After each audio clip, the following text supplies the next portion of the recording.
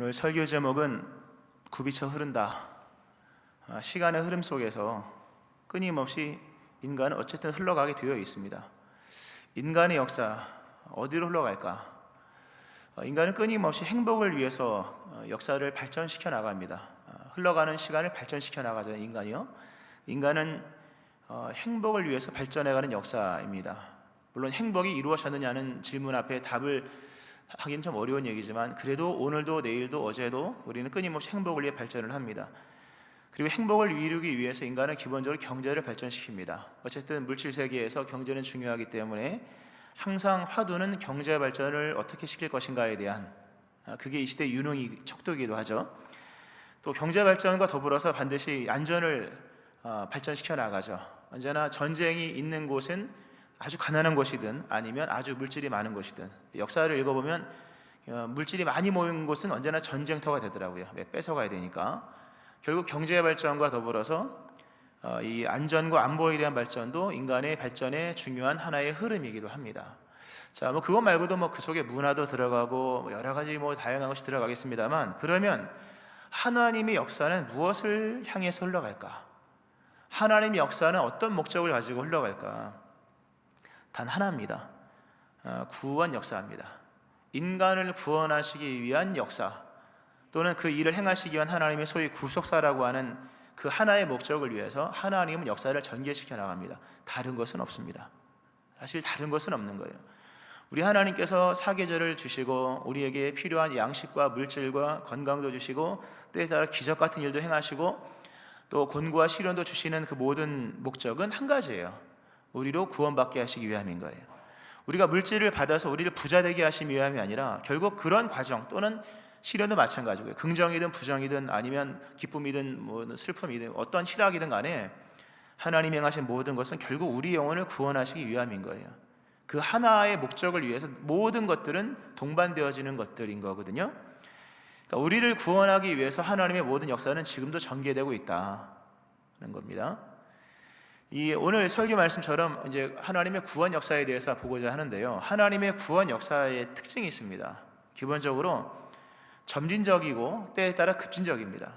하나님의 역사는요, 예측이 가능하기도 하지만 예측이 불가능하기도 합니다.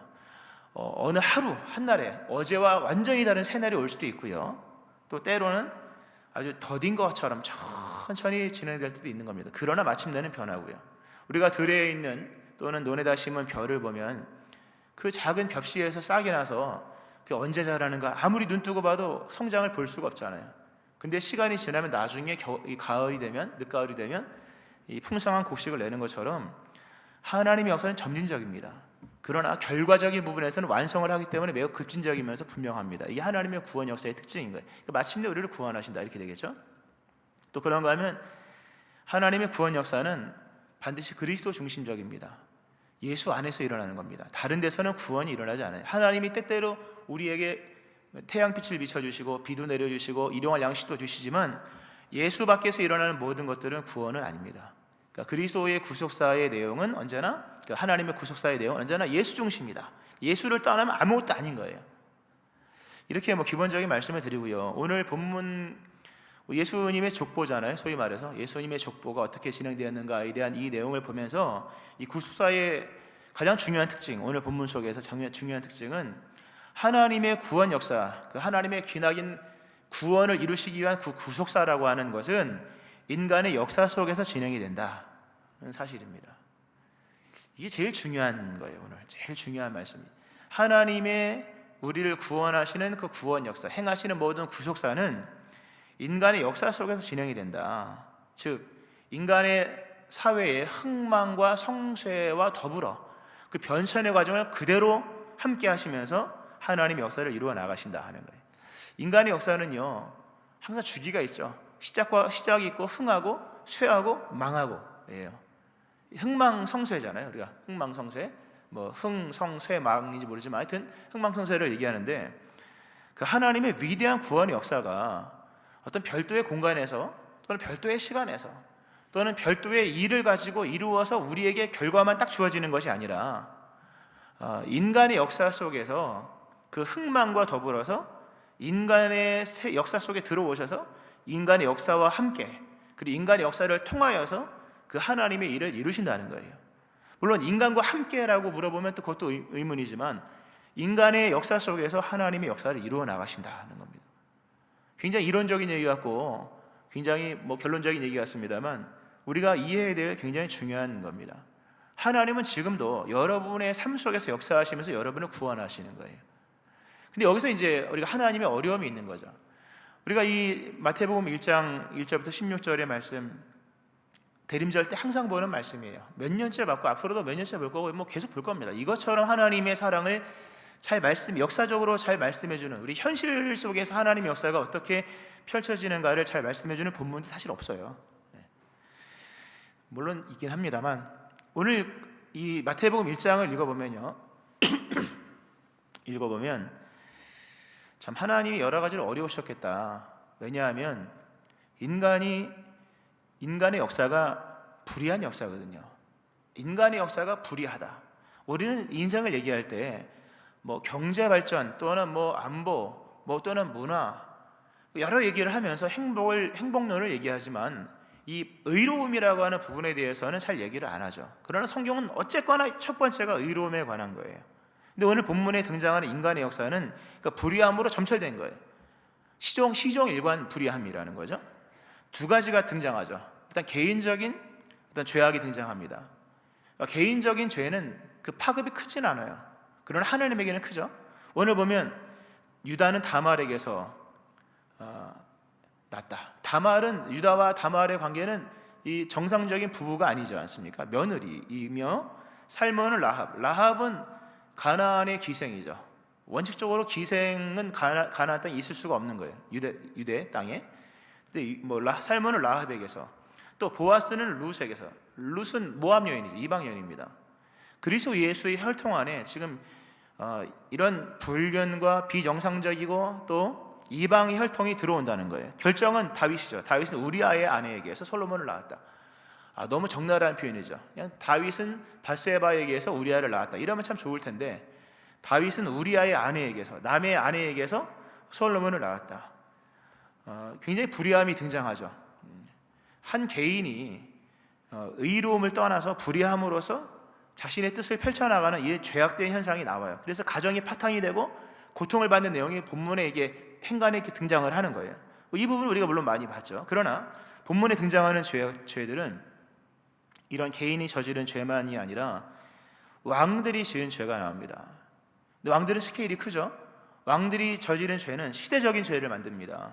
그리고 민족적인 죄악을 만들고 그러므로 역사의 종말을 가져옵니다.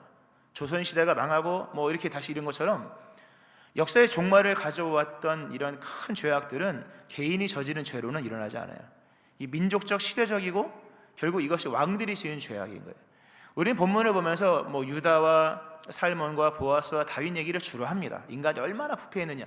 근데 그런 것들은 개인적인 얘기인 거예요. 물론 그것도 불의한 거지만 오늘 본문에 여러 악한 왕들이 등장합니다.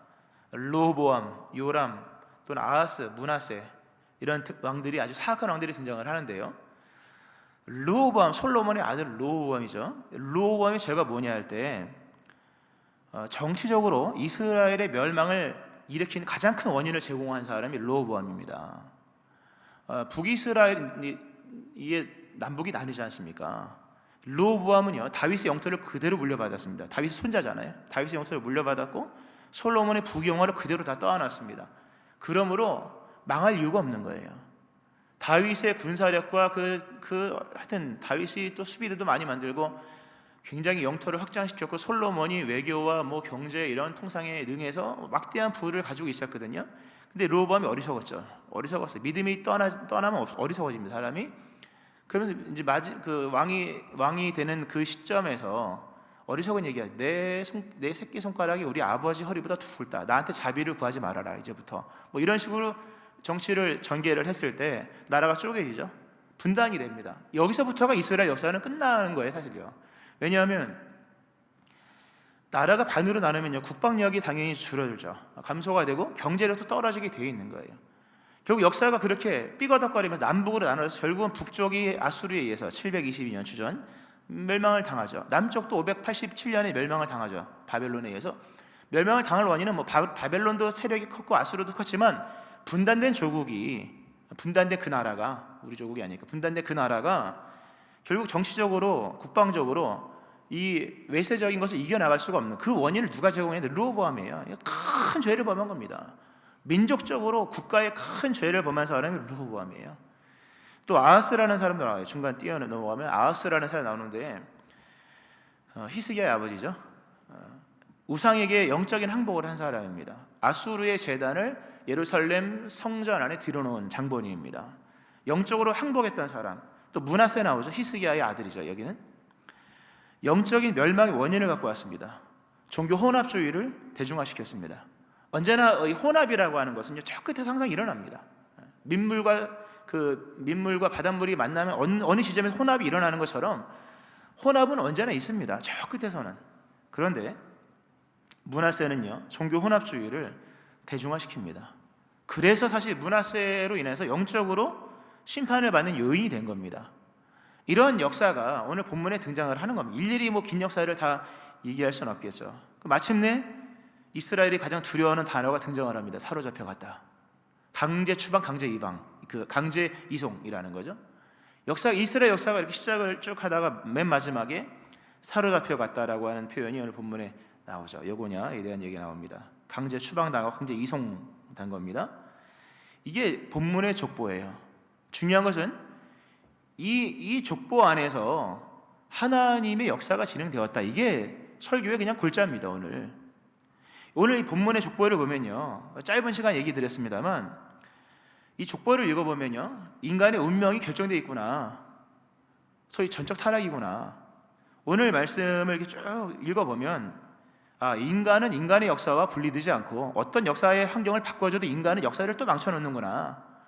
여러분, 그래서 우리가 환경을 탓하죠. 우리 애들이 누굴 잘못 만나서, 또 우리가 환경이 안 좋아서, 우리가 시골에 태어나서 공부를 못했다, 이런 거부터 시작해서 여러 얘기를 하는데요, 다 상상력에 불과한 것이고요.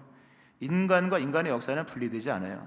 인간의 역사는 인간이 만든 것이지 인간의 역사가 인간을 만드는 것은 아닙니다. 오늘 본문이 그걸 여실히 증명을 해줘요. 결국 짧은 이 연대를 다루고 있지만 더 길게 잡는다 해도 인간의 운명을 여기서 도출해낼 수가 있는 거예요. 인간은 타락했다. 타락한 인간은 타락한 역사를 만든다. 그 타락한 역사는 끊임없이 이어지면서 결국 죄를 짓고 죄를 진행시키며 죄를 확대시키고 마침내는 심판의 지점까지 가고야 마는구나. 이 본문이 우리에게 제시해주는 인간의 운명인 거예요. 여기서 빗나간 얘기는 없습니다. 이들이기 때문에가 아니라 우리도 여기에 포함된 내용인 거예요. 이 본문이 바로 그런 인간이 죄인이며 죄의 역사를 만들고, 그리고 마침내는 자기 발로 심판의 지점까지 가서 멸망을 당하는구나. 이게 본문에서 우리에게 말씀해주는 메시지인 거예요. 그런데 말씀드린 것처럼 놀라운 것은 이런 전적 타락, 소위 타락의 확실성이죠. 더 이상 아무리 높이 가서 내다봐도 인간은 타락인 거예요. 결국 멸망인 것인데, 이 불의한 역사 속에서 그리스도 예수가 탄생하셨다 하는 거예요. 이게 무슨 말씀입니까? 불의한 인간의 역사를 하나님께서 하나님의 역사로 끌어안으셨다는 거예요. 하나님이 인간의 역사를 끌어안으셨다는 거죠. 단순히 한 사람을 구원했다는 얘기가 아닌 거예요. 오늘 지금 다윗 개인 얘기가 아니잖아요. 역사를 다룬다고 하는 부분에서 하나님은 인간을 구원하기 위해서 인간의 역사마저도 구원하시는구나 라는 거예요. 말씀드린 것처럼 인간과 인간의 삶은 분리되지 않아요. 여러분의 삶이고 여러분인 거예요. 분리될수록 분리해서도 안 되는 거죠. 그냥 현실 그대로 인정을 해야 됩니다. 하나님 우리를 구원하시기 위해서 행하시는 것은 우리를 구원하시기 위해서 필연적으로 우리의 인생을 구원하십니다. 우리 인생을 끌고 가신다는 거예요. 이게 중요한 메시지입니다. 오늘 말씀 속에서 거듭 강조합니다만 지나치지 않죠. 인생을 구원하기 위해서 인생을 구원해야 하고, 인간의 시간과 장소마저 다 끌어안으시면서 결국 나의 인생 전체를 구원하시면서까지 나를 구원하시는 하나님의 역사가 본문에 등장을 하는 거예요. 하나님이 보면 안고 가셨다. 통째로 역사를 안고 가시는 거예요. 그리고 거기서 뭡니까? 하나님의 뜻을 펼쳐나가신 거예요. 오늘 본문에 보면 이게 이제 아브라함과 다윗의 자손 예수 그리스도의 계보라 이렇게 나오지 않습니까? 이따도 말씀을 좀 드리겠습니다만, 오늘 본문의 아브라함과 다윗이라는 두 사람은 하나님과 직접적으로 계약을 맺은 장본인들입니다. 성경에 수많은 인물이 나옵니다만 하나님과 직접적으로 계약을 맺은 사람, 언약을 체결한 사람은 두 사람이에요. 딱 두 사람. 한 사람은 아브라함, 한 사람은 다윗이에요. 그런데 나머지는 뭡니까? 그 계약의 은총 속에서 다 은혜를 누리고 있을 뿐이고 그 계약을 갱신하는 정도의 사람일 뿐이지 직접적으로 하나님과 계약을 맺은 사람들은 아브라함과 다윗인 거예요. 그런데 우리가 이제 뭐 아파트를 계약을 하든지 아니면 뭐 땅을 계약하든지 무슨 계약을 할 때 보면요, 그 계약서의 조항을 다 읽고 난 다음에 괜찮다 싶으면 맨 밑에 사인을 하는 거예요. 원래 계약은 다 그러잖아요. 해보신 분 아시겠습니다만 도장은 맨 밑에 찍는 거지 맨 위에부터 찍어놓고 읽으면 문제가 심각한 거예요. 그죠? 거듭거듭 읽고 난 다음에 괜찮다 싶으면 그 다음에 찍어야 되는 거예요. 근데 하나님은 그렇게 하지 않으셨더라고 보니까요.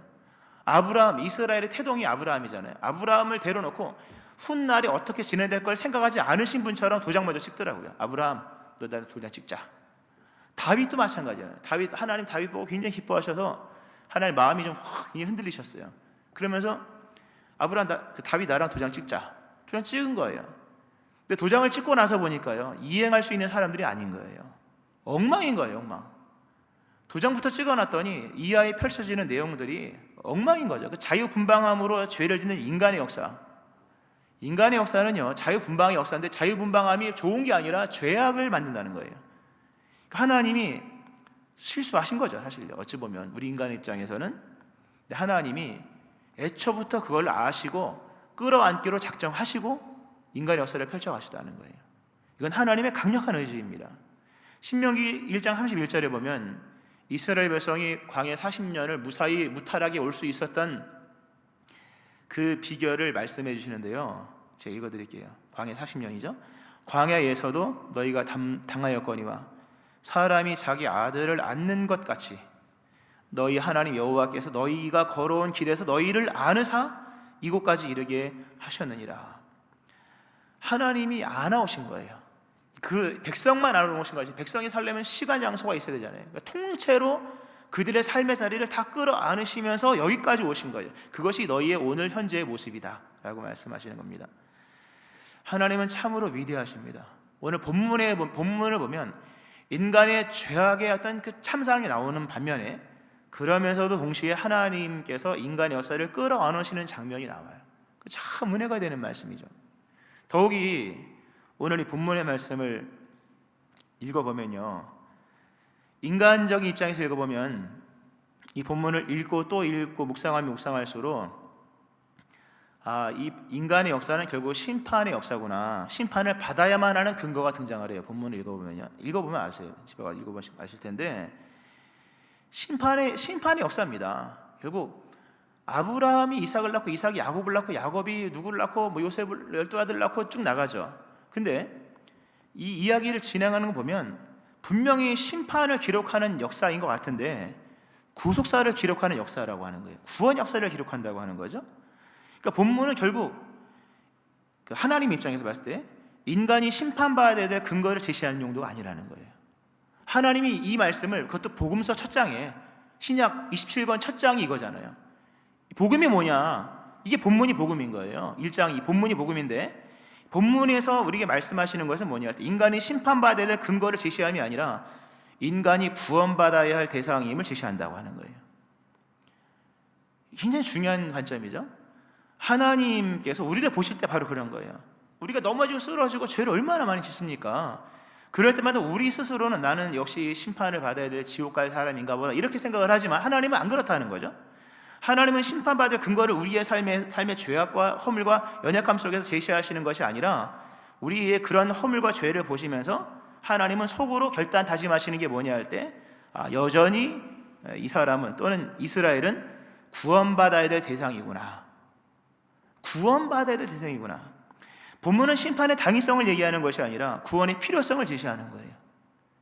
이 율법과 복음입니다. 사실 본문을 읽고 심판의 당위성을 제시하면 그 율법인 거예요. 그건 하나님이 원하시는 게 아닙니다. 본문은 심판의 당위성이 아니라 구원의 절대적인 필요성을 제시합니다. 인간은 구원받아야 될 존재구나. 하나님 실로 사랑이죠. 그러니까 우리도 우리의 우리의 연약함을 경험하고 쓰러지고 이런 인생의 어떤 넘어짐들이 얼마나 많습니까? 그런 것을 경험할 때마다 우리의 실존을 경험하자. 내가 진짜 죄인이구나. 그러나 그것으로 끝나면 믿음이 아니야. 그것은 진짜 믿음 뭡니까? 그러므로 나는 구원이 필요한 존재이구나. 집을 나간 탕자가 돼지우리간에서 굶어 죽는 거잖아요. 사람이 죽을 때도 고상하게 죽어야죠. 아무 데서나 막 죽으면 안 되잖아요. 고상하게 죽어야 돼. 돼지우리간에서 그것도 굶어 죽고요. 거기서 그가 깨달은 것은 내가 죽는구나, 죽어 마땅하구나 깨달았겠죠. 그러나 그가 거기서 그러므로 나는 아버지께로 가야 하는구나, 이게 믿음이에요. 죄를 지을 때마다 그러므로 나에게는 구원이 절대적으로 필요하구나, 이게 성경이 우리에게 제시하는 말씀이에요. 오늘 본문의 주된 내용이기도 하고요. 하나님은 인간을 구원하시기 위해서 이렇듯 정말 전혀 다른 의미를 우리에게 부여하시면서 우리의 인생을 구원하시는 거예요. 나를 구원하실 뿐만 아니라 우리 인생을 구원하시는 거예요. 우리의 그 죄 많은 인생을 보시면서 하나님이 심판을 다짐하시는 것이 아니라 내가 구원을 해야겠구나, 우리의 삶의 의미를 구원하시고 또 우리로 하여금 인생 속에서 하나님을 알게 하시는 역사로 만들어 가시고 또 하나님의 뜻을, 심지어 하나님의 뜻마저도 이루어가게 하시는 역사로서 우리의 삶을, 우리 인생을 그렇게 구원해 나가시는 거예요. 그리고 뭡니까? 맨 마지막에 우리가 구원받는 거, 우리가. 이 놀라운 하나님의 은총이 이 대림절에 우리가 묵상해야 될 인간의 역사와 더불어서 진행되어지는 그 하나님의 역사, 위대한 선하심의 역사를 봐야 되는 거예요. 그리고 마침내 오늘 본문에 보니까 이거 본문 일반적으로 읽으면 마지막에 이러다 망해야겠구나, 이렇게 심판이겠구나 라고 얘기를 해야 되는데 맨 마지막에 마리아에게서 그리스도라 칭하는 예수가 나시니라. 이건 진짜 여기서 박수 한번 쳐드려야 돼요. 일단 박수 한번 쳐볼까요?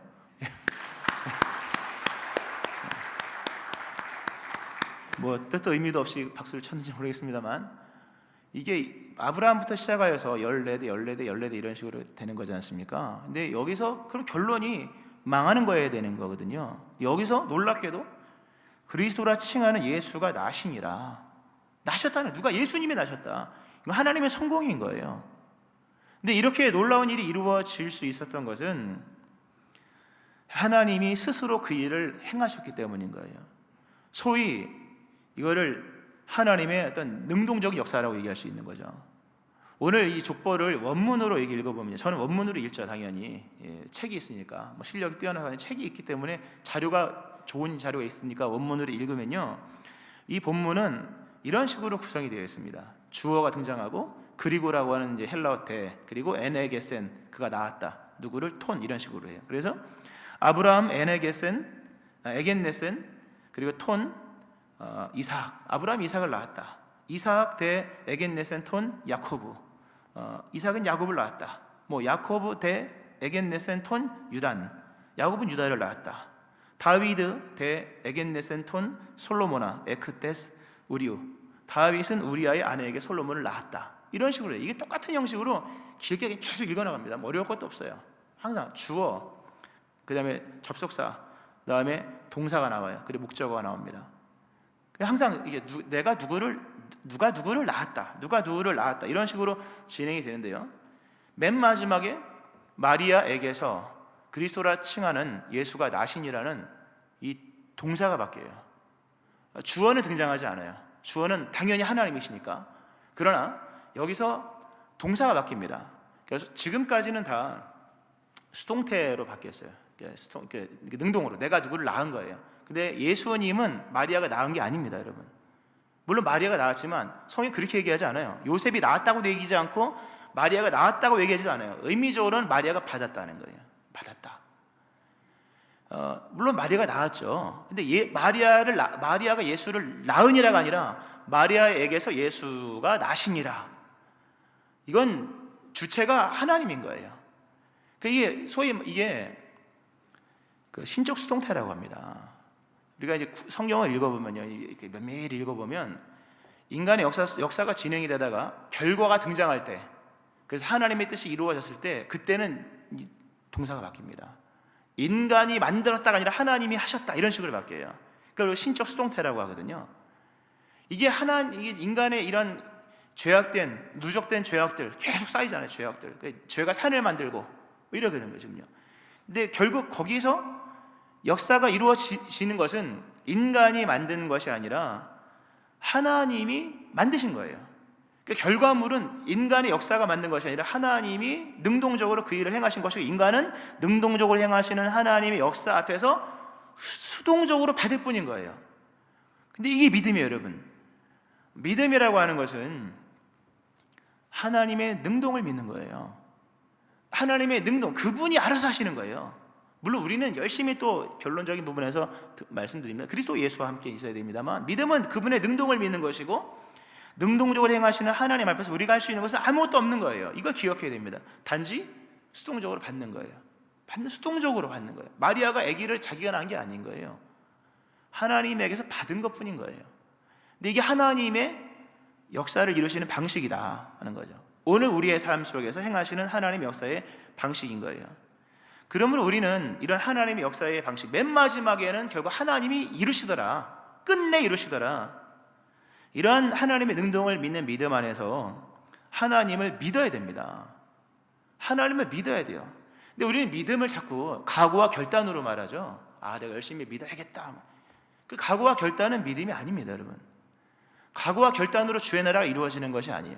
진정한 믿음은 이해와 전망이에요. 전망, 이해를 하는 거예요. 누구를? 하나님의 일하심의 방식을 이해하는 거예요.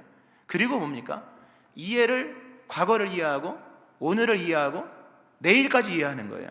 그걸 전망이라고 말해요. 소위 말해 전망. 그러니까 믿음은 하나님에 대한 분명한 이해, 그리고 전망하는 거예요. 그리고 자연적으로 생기는 것이 용기예요. 용기를 가져가 아닌 거예요. 용기는 결과입니다. 말씀해 주는 은사예요. 그러니까 오늘 이 말씀 속에서 하나님의 이 굽이쳐 흐르는 역사를 믿으며 그 행하시는 하나님의 능동을 우리가 확실하게 믿고 오늘을 보면 오늘이 이해가 되는 거예요. 오늘이 이해가 되고 내일이 전망이 돼요. 그러면 당연히 뭡니까? 결단도 생기고 각오도 생기고 용기가 생기는 거예요. 이거는 용기를 가지세요가 아닌 거예요. 용기는 생겨지는 거예요. 말씀의 은사, 말씀이 주는 은사인 거죠. 오늘 이 본문이 마태복음 이 말씀은 이게 마태가 기록한 거지 않습니까? 이것은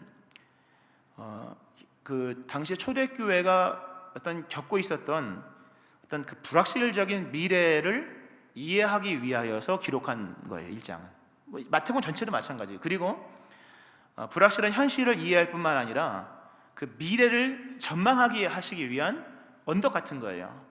1절에도 마태복음 28장에 대한 부분을 말씀하며 산 위에 올라서 제자들과 함께 전망점에 오르신 거에 대한 얘기를 한 번 한 적이 있습니다. 기억나실지 모르겠습니다만 굉장히 높은 자리에 올라서 전망을 하거든요. 그게 믿음이에요. 모세도 올라갔어요. 산꼭대기에 올라가지 않습니까? 그런 것처럼 하는데요, 초대교회가 복음이 증거되면서 이방인들도 많이 등장을 하고, 또 유대 땅 자기 홈그라운드를 벗어나서 여러 알 수 없는 여러 타 지역으로 흘러가면서 여러 문화를 겪고, 또 예수를 복음을 증거해도 변화되지도 않는 사람도 겪으면서 정말 난감한 상황에 놓여 있는 그 상황 속에서 마태를 통하여서 하나님께서 이 역사를 제시한 거예요. 오늘 마태복음은 역사서가 아니잖아요, 그렇죠? 복음서잖아요. 그러므로 역사적인 얘기를 할 필요가 없는 거예요. 만약 열왕기상, 역대상 같으면 족보가 당연히 나오죠. 왜? 역사서니까. 근데 오늘 본문은 과거를 알게 하기 위해서 마태복음 1장 1절부터 16절을 기록한 게 아니라는 것을 기억하셔야 됩니다. 이걸 가지고 과거를 연구하면 안 되는 거예요. 오늘 이 본문은, 이 족보는 과거를 알아라가 아니라 이 족보를 통해서 오늘의 현실을 이해하라. 그리고 이 족보를 이해하고 미래를 봐라. 앞으로도 역사는 이런 식으로 진행이 될 거다. 인간의 역사는 여기서 벗어나지 않을 거고, 그러나 하나님의 역사도 여기서 벗어나지 않는다. 결국 하나님의 역사는 인간의 누적된 산 같은 죄의 골짜기를 지나면서 굽이쳐 흘러가면서 마침내 하나님의 역사는 하나님이 이루신다 하는 거예요. 할렐루야. 현실을 이해하셔야 됩니다, 여러분. 여러분이 현실을 이해하고, 그리고 여러분의 미래를 전망할 수 있어야 됩니다. 무엇을 가지고? 오늘 본문의 말씀을 통해서. 말씀을 좀 맺으면서요, 이 모든 이 굽이쳐 흐르는 하나님의 역사는 그리스도 중심으로 이루어집니다. 우리 인생 전체를 성공하기 힘듭니다. 그러나 믿음에서만큼은 성공하셔야 돼요. 믿음도 어렵죠. 믿음이 얼마나 방대합니까? 그러나 그리스도 중심성은 유지해야 되는 거예요. 언제나 인생의 왕좌의 예수님을 모시고 날마다 예수를 주로 고백하고 예수를 부르기를 쉬지 아니하고 예수 중심으로, 어쨌거나 예수 중심으로 흘러가면 오늘 이 구속에 굽이쳐 흐르는 역사가 그리스도 중심성 속에서 흘러가는 거거든요. 그러니까 믿음을 예수님과 더불어서 날마다 견고히 지켜나가는 거죠. 아직 믿음이 없는 사람이면 믿음을 가지셔야 되고, 그리고 믿음이 있는 분들은 예수님을 잘 믿으셔야 돼요. 다른 것은 없어요. 오늘 본문 속에서 하나님의 역사가 이루어질 수 있었던 것은 뭐 규칙이나 또는 어떤 이 조건이 없는 거예요. 우리 자꾸 규칙을 만들어 조건을 만들고 그러다 조직이 무거워지고 막 이러잖아요. 규칙은 좋은 거지만 뭐 다 맞는 건 아니지 않습니까? 무거워지는 것인데, 본문엔 뭐 규칙도 없고 족보도 없어요. 유일하게 이어지는 것은 인간은 타락했다, 끝까지 자기 발로 심판까지 가더라, 이거 하나의 규칙이죠. 또 하나의 규칙은 하나님은 그럼에도 역사를 펼쳐가신다. 이거 이외에는 다른 것은 없는 거예요. 말씀 맺겠습니다, 여러분. 하나님의 역사하심을 보셔야 돼요. 우리가 끊임없는 시행착오를 거치면서 나에게 허락하신 시간과 장소 안에서 우리가 미흡하고 어리석고 심지어 불의함마저 행할 때가 많지만, 하나님은 다 용납하시고 기다리시며 진척해 나가시는 하나님이시라는 거죠. 그 하나님 덕에 누적된 우리의 굴곡진 인생들의 어떤 그 골짜기들 속에서도 결과적으로 하나님의 선하심이 이루어지는 거예요. 하나님은 지금도 나와 함께 걸으시며 내 인생 속에서, 그리고 내 인격 속에서, 내 인생과 내 인격 속에서, 그리고 내 실력 속에서 하나님의 위대하신 뜻을 담아 나가시는 거예요. 하나님의 역사는 오늘도 그리스도 예수 안에 있는 여러분의 인생 속에서 굽이쳐 흐르는 거예요. 이 믿는 믿음이 있기를 주의 이름으로 축원합니다. 아멘. 기도하시겠습니다.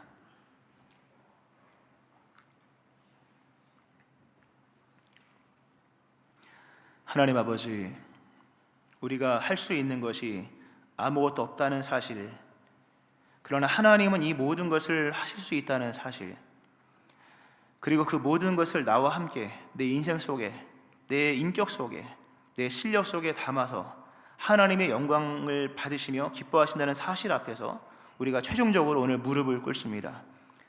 그리스도 안에서 굽이쳐 흐르는 은총을 통해 우리를 구원하시는 하나님, 그것이 우리의 명예이며 복된 운명이며 하나님의 성실하심이며 우리 하나님의 존귀하심인 것을 고백합니다.